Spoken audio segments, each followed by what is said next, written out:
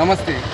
ही जी पेठ आहे उंदीरगाव आउटसाईडची पेठ आहे संपूर्ण आणि समोर मधमाऊलीचं चर्च आहे ज्या ठिकाणी महाराष्ट्रातून सर्व भाविक येतात आणि ह्या पेठेमध्ये जवळजवळ 100 दुकानं आहे आणि ह्या 100 दुकानामध्ये जवळजवळ 300 ते 400 लोक काम करतात आणि त्यांच्यासाठी मुतारीची ग्रामपंचायतने काय व्यवस्था करेल ते तुम्हाला मी दाखवतो.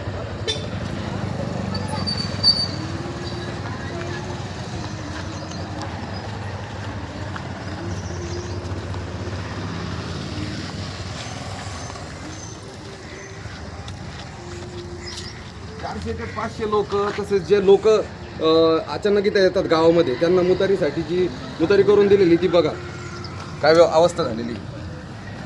बांधल्यापासून फक्त एकदा ती स्वच्छता केली तर मी सांगितलं होतं आणि मागील 3-4 महिन्यापासून मी सारखं मीटिंगमध्ये सांगतोय, ग्रामसभेत पण सांगितलं का कमीत कमी एकदा तरी ही मुतारी साफ करावी.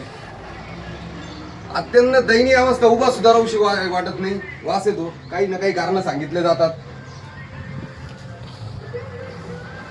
आपण घरपट्टी पाणीपट्टी भरतो, आपण कर देतो ग्रामपंचायतला, त्या करचा चांगला उपयोग झाला पाहिजे आणि नागरिकांसाठी ही चांगली व्यवस्थित सुविधा करून दिली पाहिजे.